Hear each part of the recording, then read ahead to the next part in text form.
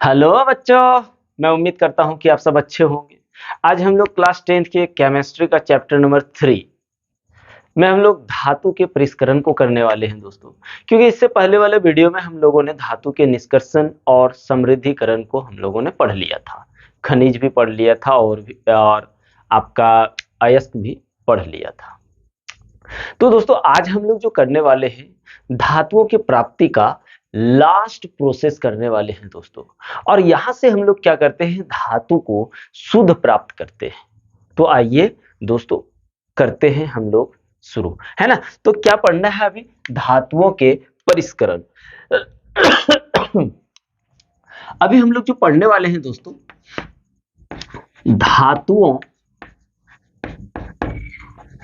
का परिष्करण, है ना। हम लोग पढ़ने वाले हैं क्या, धातुओं का परिष्करण। और धातुओं का परिष्करण जो होता है दोस्तों, यहां पे हम लोग धातु को क्या करते हैं, एकदम प्यूरिफाइड कर देते हैं।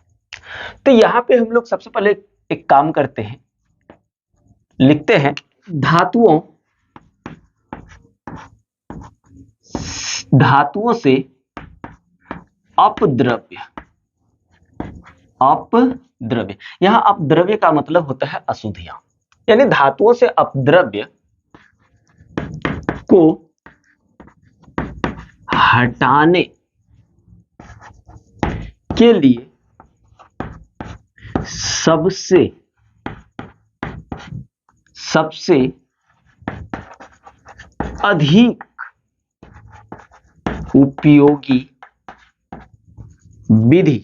सबसे अधिक उपयोगी विधि विद्युत अपघटनी परिष्करण विधि है। इस विधि से हम लोग क्या करते हैं दोस्तों, धातुओं को शुद्ध करते हैं। तो आइए हम लोग ग्राफ के साथ इसको समझने की कोशिश करते हैं। तो यहां पे हम लोग क्या करते हैं, एक ग्राफ बनाते हैं। चलिए, बहुत अच्छी बात है। ये हमने एक कंटेनर लिया, ठीक है। यहां पे क्या करना है दोस्तों, यहां पे हम लोगों को इससे करते हैं, यहां पे हम लोगों को एनोड और कैथोड लगाना है। अब आप लोग पूछेंगे ये एनोड और कैथोड क्या होता है सर, तो अभी हम बताने वाले हैं। आप लोग एकदम बिंदास रहिए, टेंशन फ्री रहिए दोस्तों, सारा चीज का सॉल्यूशन मिलने वाला है। ये मेरा क्या है, इलेक्ट्रोड है। इलेक्ट्रोड क्या होता है दोस्तों, माइनस और प्लस वाला। जैसे बैटरी देखे हैं तो दूगो आपका जिसमें चिमटी लगाते हैं ऐसे करके होता है ना, तो एक तरफ प्लस होता है, एक तरफ माइनस होता है, उसी को हम लोग इलेक्ट्रोड कहते हैं। तो इसमें से हमने क्या किया, यहां पे एक काम करते, अब हम लोग तार जोड़ते हैं, ठीक है। यहां हमने कुंजी लगा लिया और यहां पे दोस्तों हम लोग बैटरी लगा देते हैं।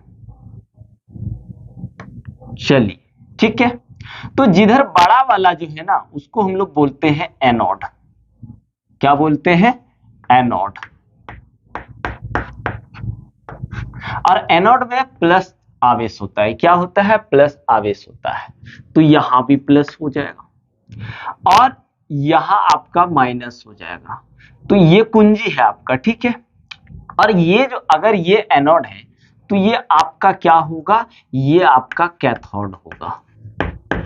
चलिए, कैथोड, और कैथोड में माइनस चार्ज होता है। तो दोस्तों इलेक्ट्रॉन जो होता है ना, इलेक्ट्रॉन आपका प्लस से माइनस की ओर गति करता है, प्लस से माइनस की ओर गति करता है। तो इलेक्ट्रॉन इधर से नेगेटिव की ओर आएगा, इसलिए ये नेगेटिव है। अब हम लोग इस कंटेनर में क्या करते हैं भाइयों, इस कंटेनर में हम लोग क्या करते हैं, अम्लीय कॉपर सल्फेट का लवण डाल देते हैं। इसका मतलब तब क्या है, ये भी आपका कॉपर का ही, एनोड भी क्या है, कॉपर का है, और कैथोड भी आपका कॉपर का ही है। मतलब यहां से हम लोग कॉपर का शुद्धिकरण कर रहे हैं। क्या कर रहे हैं, शुद्धिकरण कर रहे हैं, तो ये आपका क्या हो जाएगा, ये आपका कॉपर हो जाएगा। लेकिन ये कॉपर जो है ना दोस्तों, ये अशुद्ध होगा। क्या होगा, अशुद्ध होगा। ये भी आपका कॉपर ही है, ये भी आपका कॉपर ही है, लेकिन शुद्ध कॉपर, शुद्ध कॉपर का पतली परत है। क्या है, पतली परत है, शुद्ध कॉपर का पतली परत है। और ये जो आपको दिख रहा है, ये जो आपको दिख रहा है भाइयों, ये क्या है, ये मेरा है अम्लीय,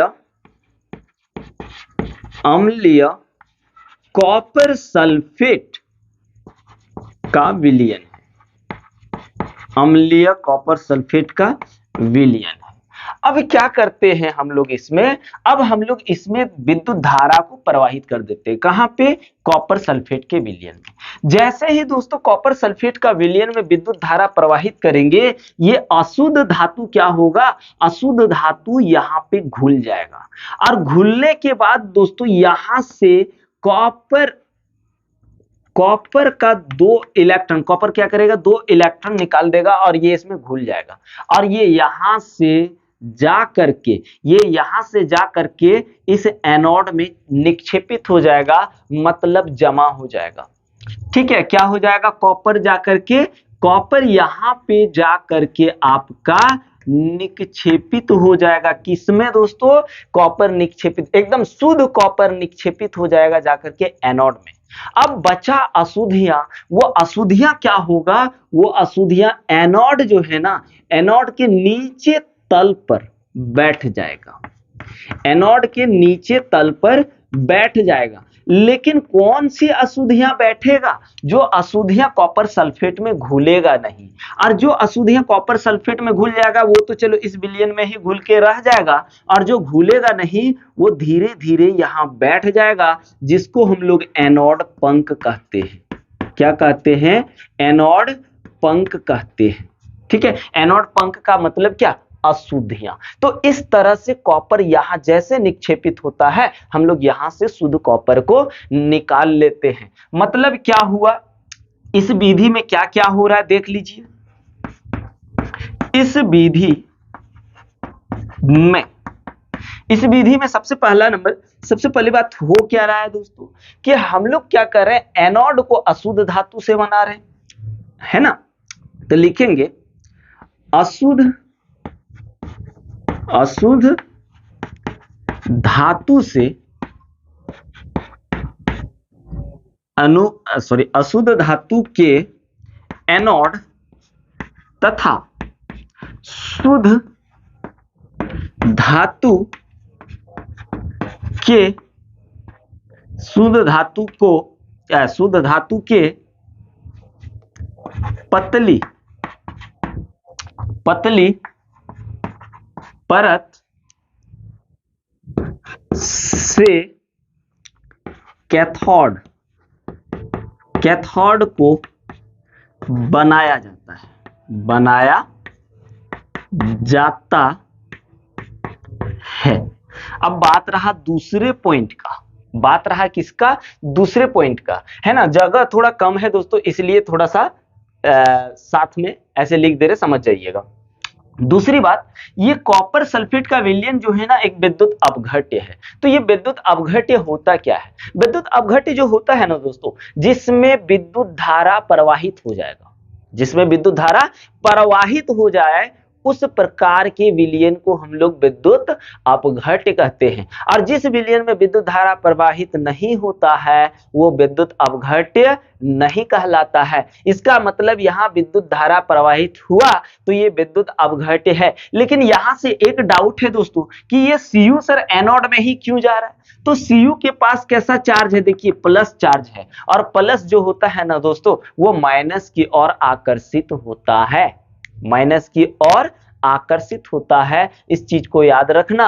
मतलब समान प्रकार के आवेश एक दूसरे को आकर्षित नहीं करता है, बल्कि प्रतिकर्षित कर देता है, जबकि असमान आवेश एक दूसरे को आकर्षित करता है। ये तो क्लियर है ना, समान प्रकार के आवेश, चाहे समान प्रकार का कोई भी चीज हो, समान प्रकार का इंसान ही क्यों ना हो, वो अपने जाति को अट्रैक्ट नहीं करता है, आकर्षित नहीं करता। जैसे मान लीजिए आप एक लड़का है, तो क्या आप लड़के के साथ प्यार करेंगे, एक लड़के के साथ शादी करेंगे? ऐसा तो नहीं करेंगे ना, क्योंकि लड़का आपके जाति का हो जाता है ना। आप क्या करते, विपरीत जाति के साथ जाते हैं।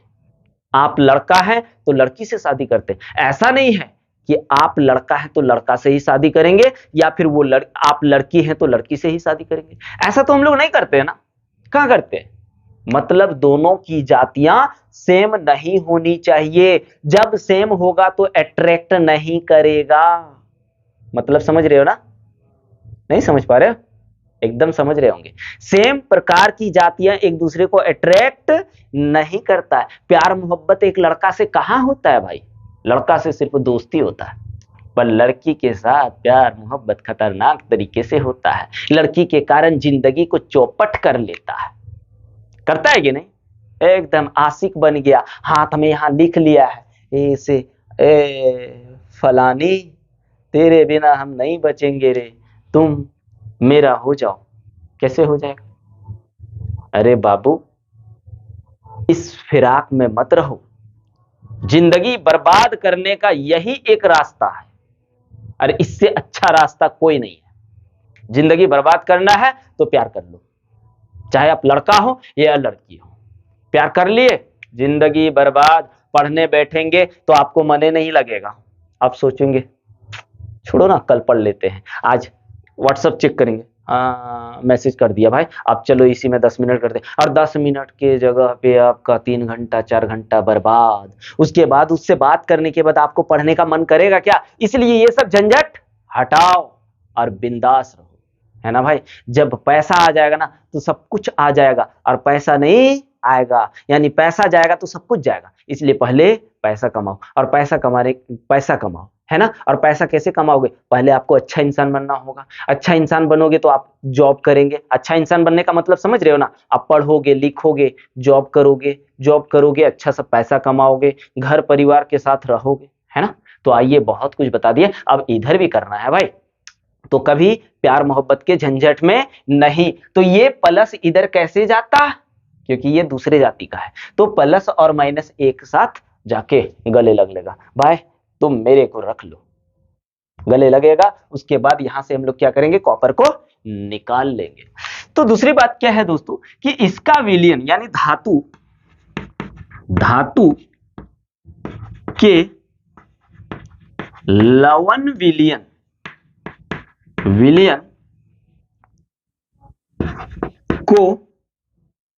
लवण विलयन को विद्युत अपघट्य बनाया जाता है। क्या करते हैं? विद्युत अपघट्य बनाते हैं दोस्तों। तीसरा बात ध्यान दो, जब इसमें यानी जब इसमें हम लोग विद्युत धारा प्रवाहित करते हैं, जब विद्युत अपघट्य में विद्युत धारा प्रवाहित किया जाता है तो या फिर तब, तो एनोड पर यानी इस पर, है ना, एनोड पर स्थित अशुद्ध धातु अपघट्य में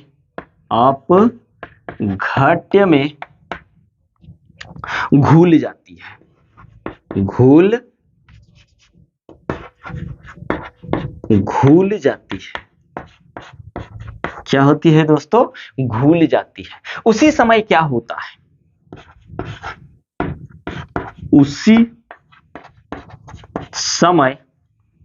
उसी समय शुद्ध धातु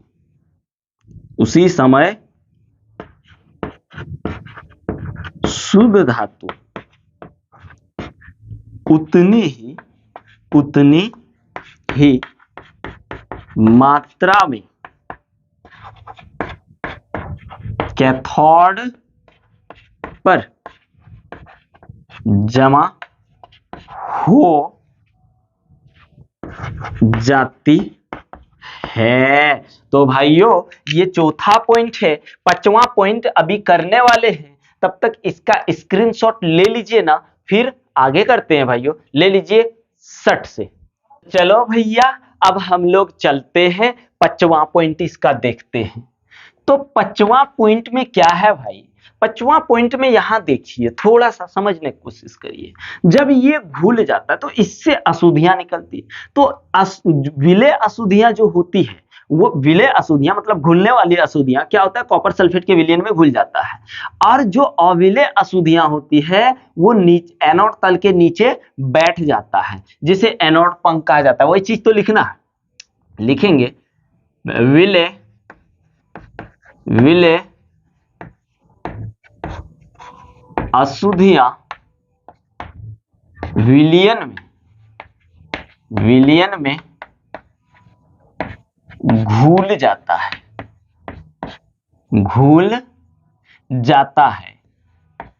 तथा अविलय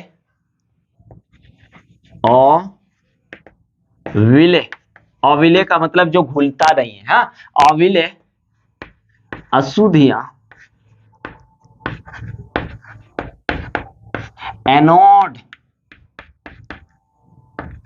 एनोड तल के नीचे निक्षेपित या जमा हो जाता है। क्या लिखते हैं, जमा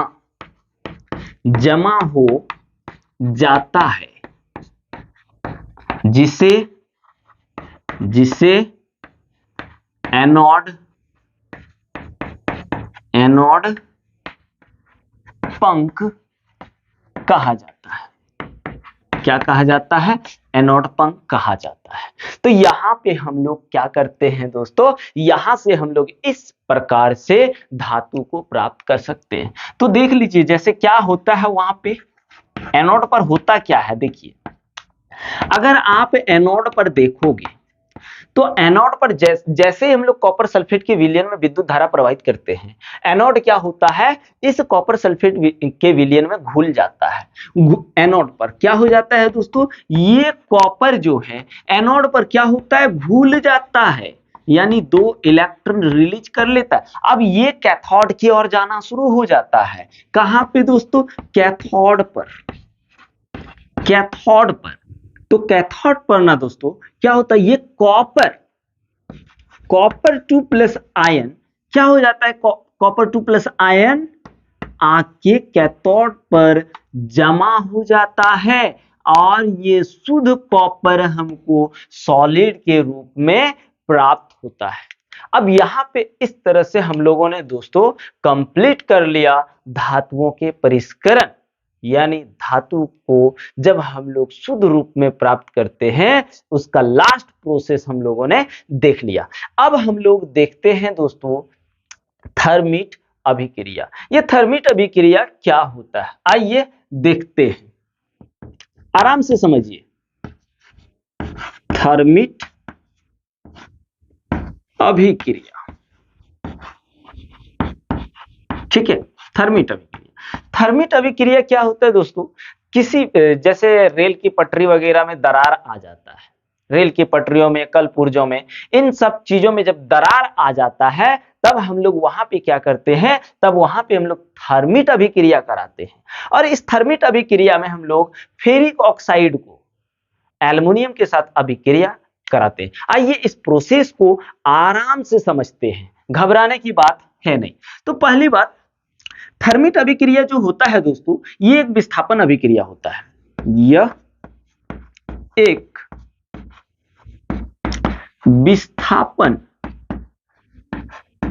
अभिक्रिया होती है।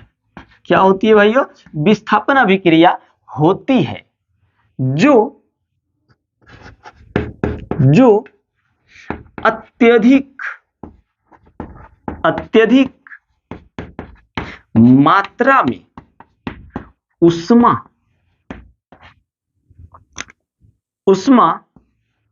उत्सर्जित करता है। आइए इसको थोड़ा सा समझते हैं क्लियरली। विस्थापन अभिक्रिया का मतलब क्या होता है? विस्थापन अभिक्रिया का मतलब होता है दोस्तों कि अधिक अभिक्रियाशील तत्व जो होता है वो यौगिक के कम अभिक्रियाशील तत्व से उसके आयंस को क्या करता है? विस्थापित कर देता है ना। हम लोग पहला ही चैप्टर में हम लोगों ने विस्थापन अभिक्रिया को समझ लिया था। तो विस्थापन अभिक्रिया होती है और उष्मा, इसमें उष्मा मतलब आग जो होती है, हीट जो होता है, इतना अधिक मात्रा में उत्पन्न करती है कि आप अगर उसके पास जाओगे, अगर किसी तरह से उष्मा वहां छिटक के निकल गया तो आपको जला देगा। इसलिए ये उष्माक्षेपी है दोस्तों। और उष्माक्षेपी अभिक्रिया किसको बोलते हैं?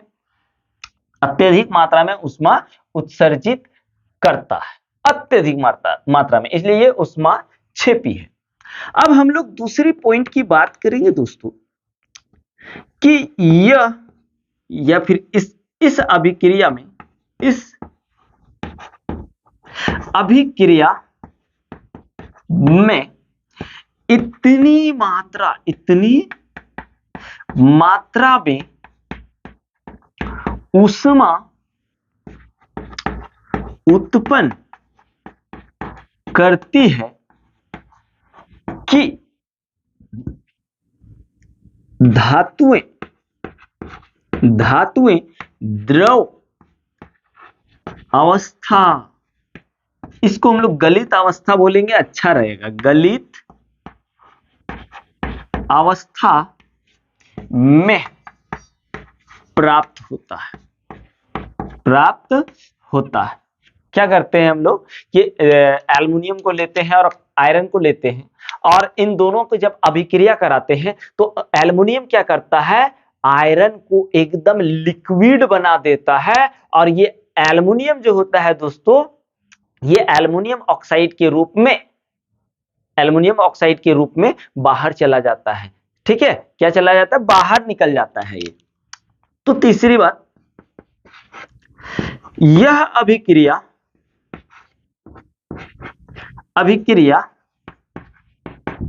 फेरिक ऑक्साइड तथा एल्युमिनियम